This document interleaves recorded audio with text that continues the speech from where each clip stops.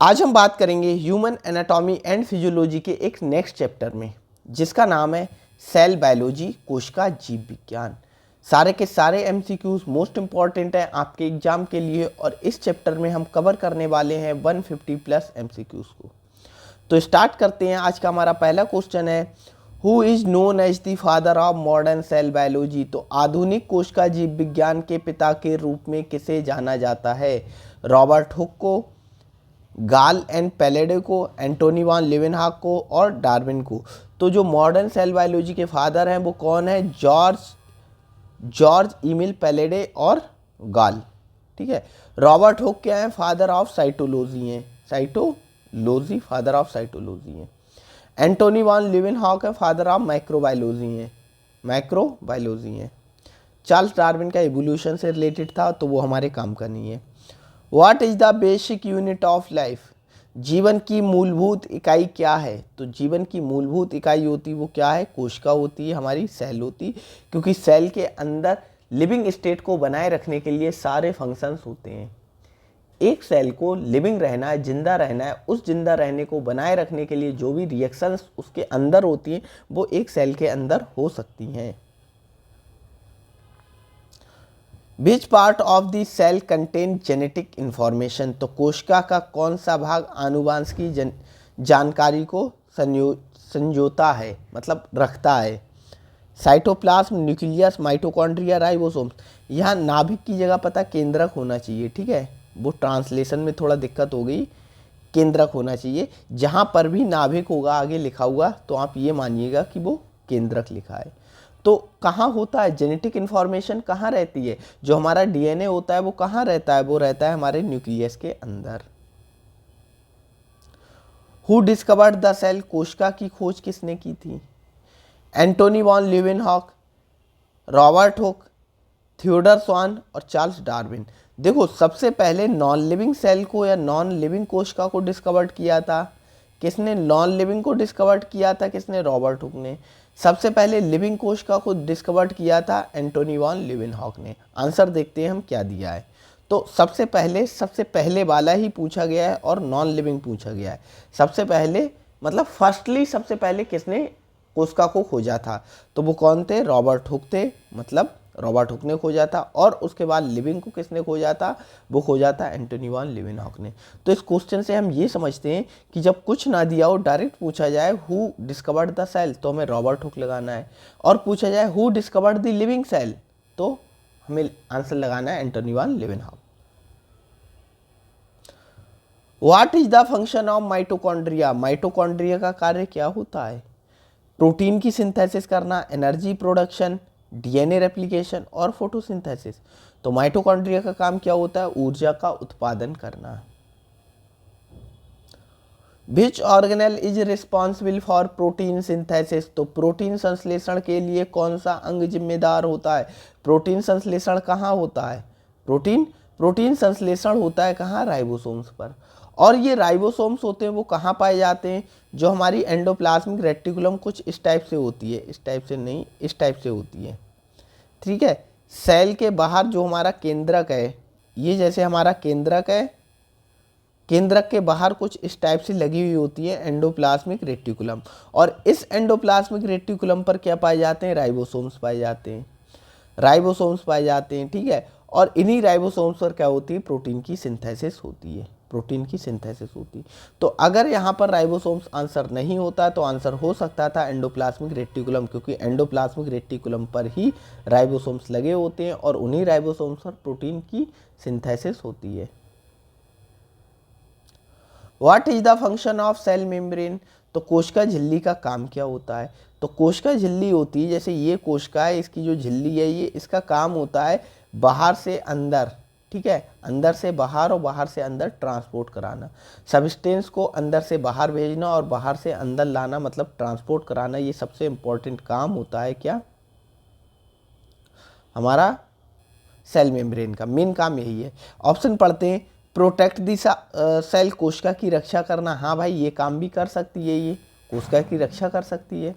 Regulate nutrients, nutrients को, हाँ, पोषक तत्वों का परिवहन, ये तो मेन काम होता है। Regulate entry and exit of materials, पदार्थों के प्रवेश और निकासी का नियंत्रण करना, हाँ भाई ये भी काम होता है, ठीक है। एंट्री होती है और क्या होता है, बाहर निकलते हैं। तो कौन सा ऑल ऑफ दीज आंसर इसका ठीक हो जाएगा।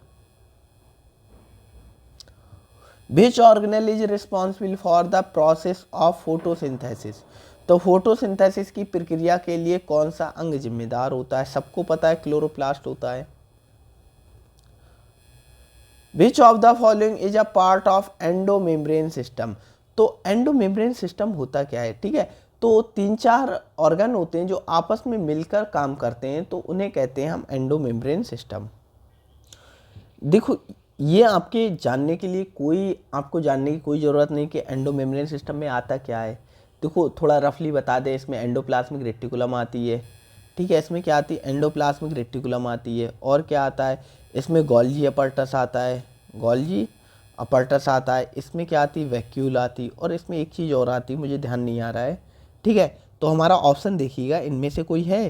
तो एंडोमेम्ब्रेन सिस्टम में क्या है, गोल्जी अपरटस, गोल्जी यंत्र पाया जाता है। What is the function of lysosome? तो लाइसोसोम्स का कार्य क्या होता है?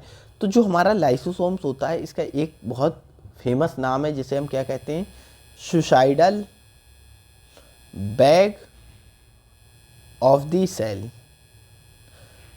कोशिका के आत्महत्या की थैली भी इसे कहते हैं, इसे आत्महत्या की थैली कहते हैं।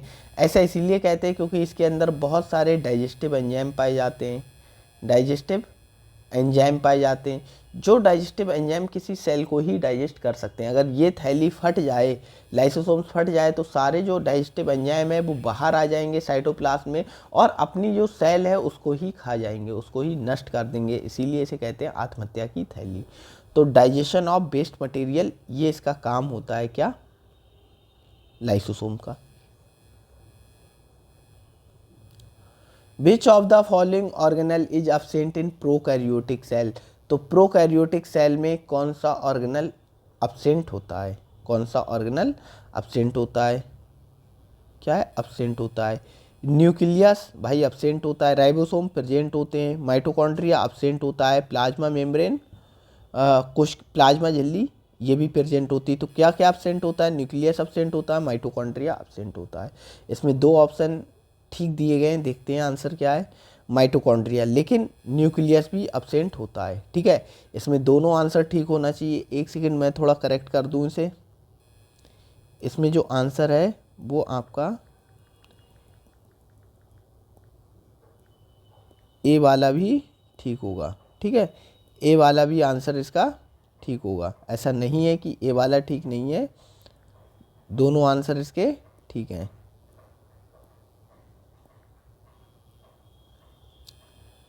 नेक्स्ट है, which part of the cell control the entry and exit of substance?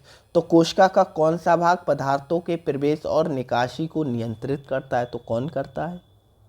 हमारी जो प्लाज्मा मेम्ब्रेन होती, कोशिका झिल्ली होती, इसी से तो ट्रांसपोर्ट होता है, चीज़ें अंदर आती हैं और बाहर जाती हैं।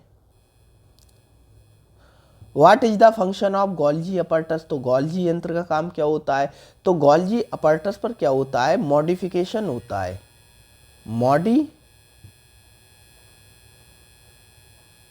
मॉडिफिकेशन होता है किसका, प्रोटीन का। जो हमारी प्रोटीन होती है बनती है राइबोसोम्स पर वो मॉडिफाई होने के लिए कहाँ जाती है? जैसे यहाँ पर राइबोसोम है, राइबोसोम पर क्या हो गई, प्रोटीन बन गई। अब ये प्रोटीन कहाँ जाती है, प्रोटीन जाती है गोल्जी बॉडी के पास। गोल्जी बॉडी से क्या करता है, प्रोटीन को कन्वर्ट कर देता है। हार्मोन बनाना होता है तो हार्मोन में कन्वर्ट कर देता है, स्टोर करना होता है स्टोर करा देता है, ठीक है। और उससे क्या कोई एंजाइम बनाना होता है तो एंजाइम बना देता है, कोई एंटीबॉडी बनाना होता है तो एंटीबॉडी बना देता है। तो ये क्या करता है, मॉडिफाई करता है प्रोटीन को। तो प्रोटीन सिंथेसिस भाई इसका काम नहीं होता है, protein synthesis. Packaging and distribution of molecule, हाँ अणुओं को पैकेज करना और वितरण करना। और इनडायरेक्टली इसका कहने का मतलब है क्या, पैकेज करना और उसके साथ साथ उन्हें मॉडिफाई करना, मॉडिफाई करने के बाद उन्हें रिलीज कर देना, डिस्ट्रीब्यूट कर देना। ये काम होता है हमारा किसका, गोल्जी अपरटस का। फोटोसिंथेसिस नहीं होता है, डीएनए रेप्लिकेशन इसका काम नहीं होता है। What is the main component of plasma membrane? तो प्लाज्मा झिल्ली का मुख्य घटक क्या होता है? तो प्लाज्मा झिल्ली किसकी बनी होती है? मेनली बनी होती है लिपोप्रोटीन की, लिपोप्रोटीन की। तो मेनली इसमें क्या होता है? इसमें मेनली होता है फास्फोलिपिड, फास्फोलिपिड होता है मेनली। क्या होता है? फास्फोलिपिड होता है, फास्फोलिपिड होता है। ये दोनों आपके क्वेश्चन है, फास्फोलिपिड होता है मेनली, मेनली यही होता है फास्फोलिपिड। उसके साथ साथ प्रोटीन भी होती है, प्रोटीन के साथ साथ इसमें क्या होता है? कार्बोहाइड्रेट भी पाया जाता है, कार्बोहाइड्रेट भी होता है। ऐसा नहीं होता है कि कार्बोहाइड्रेट नहीं होता है, लेकिन कम अमाउंट में होता है। मेनली यही होता है, फास्फोलिपिड होती या लिपिड होती। तो लिपिड वाला आंसर हमारा ठीक हो जाएगा। Which of the following is found in both plant and animal cell? तो निम्नलिखित में से कौन सा अंग पौधों और जानवर की कोशिकाओं या जो एनिमल सेल्स होती हैं दोनों में पाया जाता है? तो क्लोरोप्लास्ट, भाई क्लोरोप्लास्ट सिर्फ और सिर्फ प्लांट में पाया जाता है। माइटोकॉन्ड्रिया, भाई माइटोकॉन्ड्रिया दोनों में पाई जाती है। माइटोकॉन्ड्रिया चाहे एनिमल सेल हो चाहे प्लांट सेल हो, दोनों में पाई जाती है। सेंट्रल वैक्यूल ये प्लांट में पाई जाती है, सेल वॉल भी प्लांट में पाई जाती है।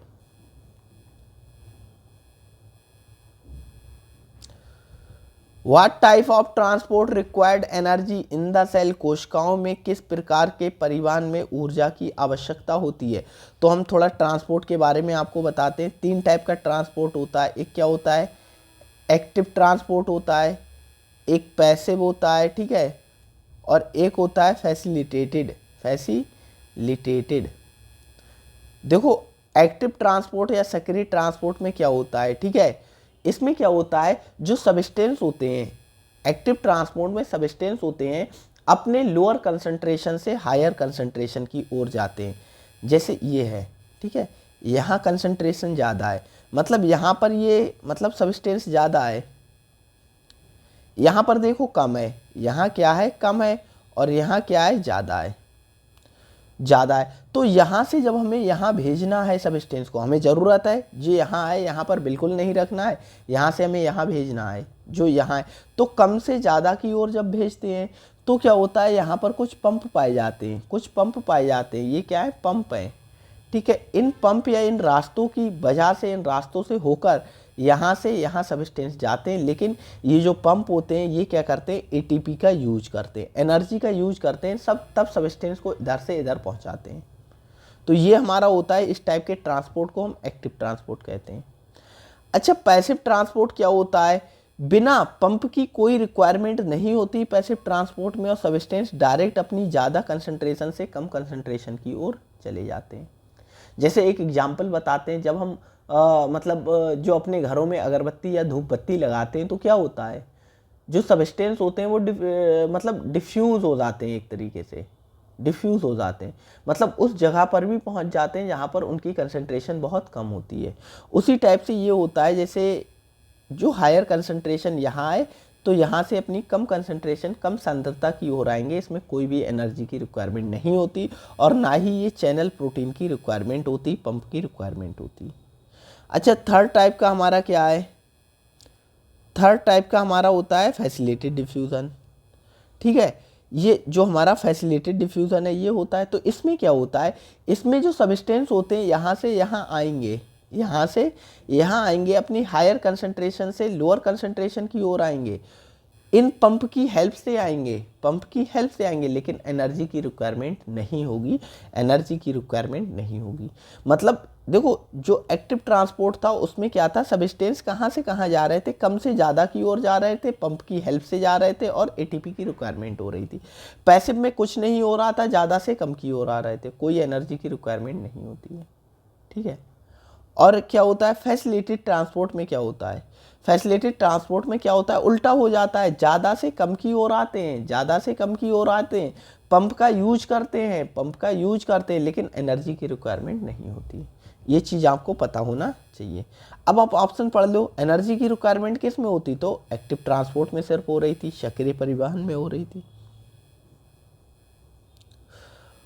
What is the function of ribosomes in the cell? कोशिका में राइबोसोम्स का काम क्या होता है? तो राइबोसोम्स का काम क्या होता है? राइबोसोम्स का काम होता है प्रोटीन की सिंथेसिस करना, प्रोटीन का संश्लेषण करना। Which of the following is a characteristic of prokaryotic cell, तो निम्नलिखित में से कौन सी प्रोकैरियोटिक कोशिकाओं की विशेषता है? प्रेजेंस ऑफ न्यूक्लियस, इनमें केंद्रक की उपस्थिति, भाई केंद्रक इनमें नहीं पाया जाता है। प्रेजेंस ऑफ माइटोकॉन्ड्रिया, इनमें माइटोकॉन्ड्रिया भी नहीं पाया जाता है। अब्सेंस ऑफ न्यूक्लियस, हाँ भाई न्यूक्लियस होता है, नाभिक होता है, वो अनुपस्थित होता है, ये इनका करेक्टरिस्टिक फीचर है। प्रेजेंस ऑफ क्लोरोप्लास्ट, क्लोरोप्लास्ट इनमें नहीं होता है। तो इसका करेक्टरिस्टिक क्या हो गया? इनमें जो हमारा न्यूक्लियस होता है, नाभिक होता है, या हम ये बोले जो केंद्रक होता है, वो क्या होता है? अब्सेंट होता है, वो नहीं पाया जाता है। Which organelle is responsible for production of ATP in the cell, तो कोशिका में एटीपी का उत्पादन करने के लिए कौन सा अंग जिम्मेदार होता है? तो कौन होता है भाई? माइटोकॉन्ड्रिया होती है। माइटोकॉन्ड्रिया में क्या होती है? ग्लाइकोलिसिस होती है। कौन कौन सी रिएक्शंस होती हैं जिससे एटीपी मिलती है? ग्लाइकोलिसिस होती है। ग्लाइकोलिसिस को क्या कहते हैं? एनएरोबिक रेस्पिरेशन कहते हैं। एनएरोबिक रेस्पिरेशन कहते हैं, रेस्पिरेशन कहते हैं। और ये कॉमन होता है, ठीक है, ये कॉमन होता है, हर सेल के अंदर ये पाया जाता है। एवरी सेल के अंदर ये वाला जो हमारा होता है रेस्पिरेशन पाया जाता है। ग्लाइकोलिसिस हर सेल के अंदर होगा ही होगा, ठीक है। और इसमें बहुत कम एनर्जी मिलती है। एक हमारा क्या होता है? हमारा होता है क्रेब साइकिल, क्रेब साइकिल, ठीक है, क्रेब साइकिल होती है। इसे ट्राई कार्बोक्सिलिक एसिड साइकिल कहते हैं। इसे एरोबिक रेस्पिरेशन भी कहते हैं। एआर मतलब एरोबिक रेस्पिरेशन कहते हैं। और इसमें क्या होता है? इसमें बहुत सारी एनर्जी हमें मिलती है, इसमें बहुत सारी एनर्जी मिलती है, इसमें कम एनर्जी मिलती है, ठीक है। और एक हमारा होता है ईटीसी, इलेक्ट्रॉन ट्रांसपोर्ट चेन होता है। ये भी माइटोकॉन्ड्रिया में होता है और इसका काम होता है एनर्जी से, मतलब एटीपी को फॉर्म करना, एटीपी फॉर्मेशन करना इसका काम होता है। और एटीपी को क्या कहते हैं? एनर्जी करेंसी ऑफ सेल कहते हैं, सेल की एनर्जी करेंसी कहते हैं। तो इतने सारे क्वेश्चंस आपको पता होना चाहिए माइटोकॉन्ड्रिया के बारे में। Which part of the cell is responsible for detoxification, तो कोशिका का कौन सा भाग विष मुक्तिकरण के लिए जिम्मेदार होता है? कहाँ पर क्या होता है? डिटॉक्सिफिकेशन की प्रक्रिया होती है। तो क्या होता है? स्मूथ एंडोप्लाज्मिक रेटिकुलम, नाभिक, माइटोकॉन्ड्रिया, राइबोसोम। देखो राइबोसोम्स का काम हमें पता है, मेन काम होता है राइबोसोम्स का प्रोटीन सिंथेसिस, ये नहीं हो सकता है। माइटोकॉन्ड्रिया का मेन काम होता है क्या? मेन काम होता है हमारा एनर्जी प्रोडक्शन करना, एरोबिक रेस्पिरेशन करना, तो ये भी नहीं हो सकता है। नाभिक का काम होता है पूरी सेल को कंट्रोल करना, तो ये भी नहीं हो सकता है। हमारे पास ऑप्शन बचता है स्मूथ एंडोप्लाज्मिक रेटिकुलम। तो ऑप्शन ए ठीक है। स्मूथ एंडोप्लाज्मिक रेटिकुलम हमारी क्या होती हैं? स्मूथ एंडोप्लाज्मिक रेटिकुलम होती हैं, ये क्या करती हैं? ये हमारा करती हैं मतलब डिटॉक्सिफिकेशन करती हैं। लेकिन ये हर सेल के अंदर जो पाई जाती वो नहीं करती, ये सिर्फ लीवर सेल के अंदर। जो smooth endoplasmic reticulum liver cell के अंदर पाई जाएगी वो डिटॉक्सिफिकेशन करेगी, वो डिटॉक्सिफिकेशन करेगी। तो याद रखना आपको, लीवर सेल मतलब हेपेटोसाइट, हेपेटोसाइट्स के अंदर जो हमारी स्मूथ एंडोप्लाज्मिक रेटिकुलम होगी वो क्या करेगी? डिटॉक्सिफिकेशन का काम करेगी। What is the role of centriole in the cell division, तो सेल डिवीजन में सेंट्रियोल जो होता है, ठीक है, यहाँ पर ये केंद्रक नहीं होना चाहिए, ठीक है। कोशिका विभाजन में सेंट्रियोल को केंद्रक नहीं कहते हैं, ठीक है, केंद्रक यहाँ नहीं होना चाहिए, क्योंकि केंद्रक किसे कहते हैं? केंद्रक न्यूक्लियस को कहते हैं, न्यूक्लियस को केंद्रक कहते हैं। तो सेंट्रियोल का काम क्या होता है? तो सेंट्रियोल का काम होता है स्पिंडल फाइबर को बनाना। बस आप डायरेक्ट याद रखना, स्पिंडल फाइबर्स को बनाना, ये काम होता है किसका? सेंट्रियोल का, जब सेल डिवीजन होता है। Which of the following is the outermost layer of the plant cell, तो कोशिका, जो पौधे की कोशिका होती है उसके सबसे बाहरी परत को हम क्या कहते हैं? तो सबसे बाहरी परत होती है वो होती है क्या? हमारी सेल वॉल होती है। Which organelle is involve in the synthesis of lipid and steroid, तो हमने आपको बताया था जो हमारी एंडोप्लाज्मिक रेटिकुलम होती है, इसे हिंदी में क्या कहते हैं? प्रदब्बी जालिका। अंतःप्रदब्बी जालिका होती है, दो टाइप की होती है, एक रफ एंडोप्लाज्मिक रेटिकुलम होती है, एक स्मूथ एंडोप्लाज्मिक रेटिकुलम होती है। जो रफ एंडोप्लाज्मिक रेटिकुलम होती है उस पर क्या होते हैं, राइबोसोम्स पाए जाते हैं। उस पर राइबोसोम्स पाए जाते हैं तो उस पर क्या होता है, उस पर हमारा क्या होता है, उस पर हमारा सिंथेसिस होती है किसकी, राइबोसोम्स हैं तो किसकी होगी, प्रोटीन की सिंथेसिस होती है। अच्छा, जो हमारी स्मूथ एंडोप्लाज्मिक रेटिकुलम होती है इस पर राइबोसोम्स नहीं होते, इसीलिए यहाँ पर सिंथेसिस होती है लिपिड की, लिपिड की सिंथेसिस होती है, फैट की सिंथेसिस होती है, या हम ये कहें कि स्टेरॉयड हार्मोन्स की सिंथेसिस या स्टेरॉयड की सिंथेसिस होती है। तो ये आपको बात समझ आना चाहिए और आप याद रखना इसे। तो हमारा क्या होगा, लिपिड और स्टेरॉयड का संश्लेषण कहाँ होगा, तो स्मूथ एंडोप्लाज्मिक रेटिकुलम पर होगा। Which of the following statement about prokaryotic cell is false, तो प्रोकैरियोटिक कोशिका के बारे में कौन सा कथन गलत है, ये लैक रखती है ट्रू न्यूक्लियस, बिल्कुल बात सही है, इनमें मतलब जो ट्रू होता है, सत्य नाभिक होता है वो नहीं पाया जाता है। They have cell wall, prokaryotic cell में सेल वॉल होती है या नहीं होती है, तो प्रोकैरियोटिक सेल में सेल वॉल होती है भाई। बैक्टीरिया होता है, बैक्टीरिया में सेल वॉल होती है, कुछ में नहीं भी होती लेकिन कुछ में तो पाई जाती है। दे हैव माइटोकॉन्ड्रिया, इनमें माइटोकॉन्ड्रिया होता है, बिल्कुल गलत बात है, इनमें माइटोकॉन्ड्रिया नहीं होता है और हमसे गलत ही कथन पूछा गया है, तो ये ऑप्शन हमारा ठीक हो जाएगा। दे आर यूनिसेलुलर ऑर्गेनिज्म, हाँ ये बात सही है, ये यूनिसेलुलर ऑर्गेनिज्म होते हैं, इसीलिए ये ऑप्शन गलत हो जाता है, ये यूनिसेलुलर होते हैं, मल्टीसेलुलर नहीं होते हैं। What structure is present in both plant and animal cell, तो मतलब प्लांट और एनिमल सेल दोनों में क्या पाया जाता है, सेल वॉल, क्लोरोप्लास्ट, वैक्यूल, तो क्या पाया जाता है, माइटोकॉन्ड्रिया दोनों में होता है। Which structure in the cell is responsible for controlling the movement of substance, तो कोशिका का कौन सी संरचना पदार्थों के परिवहन के लिए जिम्मेदार होती है, तो कौन होती है भाई, प्लाज्मा मेम्ब्रेन होती है, हम पहले पढ़ चुके हैं। Which organelle does protein synthesis occur, कौन से ऑर्गेनल पर प्रोटीन सिंथेसिस होती है, राइबोसोम्स पर होती है। What is the main function of vacuoles in the plant cell, तो जैसे प्लांट सेल वाले क्वेश्चंस आपके लिए बहुत ज़्यादा इंपॉर्टेंट नहीं है, लेकिन आपको डिफरेंस पता होना चाहिए एनिमल सेल और प्लांट सेल में क्या होता है। तो जो प्लांट सेल होती है उसमें वैक्यूल पाई जाती है, एनिमल सेल में नहीं पाई जाती, ये क्वेश्चन आपका आ सकता है। तो वैक्यूल मेन फंक्शन क्या होता है, तो वैक्यूल का मेन फंक्शन होता है मतलब वाटर और न्यूट्रिएंट को स्टोर करना, यही काम होता है हमारे वैक्यूल का प्लांट में, जो भी एक्स्ट्रा वाटर है, न्यूट्रिएंट्स हैं, उन्हें स्टोर करके रखना। What is the jelly like substance inside the cell is called, तो सेल के अंदर एक जेली लाइक, कुछ ये सेल है इसके अंदर कुछ इस टाइप से जेली लाइक सब्सटेंस भरा होता है, इस सब्सटेंस को हम क्या कहते हैं, इस सब्सटेंस को हम कहते हैं साइटोप्लाज्म, साइटोप्लाज्म कहते हैं। आज का लास्ट क्वेश्चन है, इतने ही क्वेश्चंस की बात करेंगे। विच of the following is not a function of smooth endoplasmic reticulum, तो स्मूथ एंडोप्लाज्मिक रेटिकुलम का काम नहीं होता है लिपिड सिंथेसिस करना, भाई बिल्कुल बात सही है क्योंकि यहाँ पर लिपिड सिंथेसिस होती है। डिटॉक्सिफिकेशन करना, भाई डिटॉक्सिफिकेशन करता है, हमने पता है, हमने पढ़ा है, जो लीवर होता है, लीवर की जो स्मूथ एंडोप्लाज्मिक रेटिकुलम होती है वो क्या करती है, वो डिटॉक्सिफिकेशन का काम करती है, विष मुक्तिकरण करती है। प्रोटीन सिंथेसिस, भाई प्रोटीन सिंथेसिस ये नहीं करती क्योंकि प्रोटीन सिंथेसिस कहाँ होता है, वो होता है रफ एंडोप्लाज्मिक रेटिकुलम पर, रफ एंडोप्लाज्मिक रेटिकुलम। और स्मूथ एंडोप्लाज्मिक रेटिकुलम को कहते हैं चिकनी अंतःप्रदब्बी जालिका, और रफ को क्या कहते हैं, खुरदरी अंतःप्रदब्बी जालिका। रफ एंडोप्लाज्मिक रेटिकुलम को कहते हैं खुरदरी अंतःप्रदब्बी जालिका।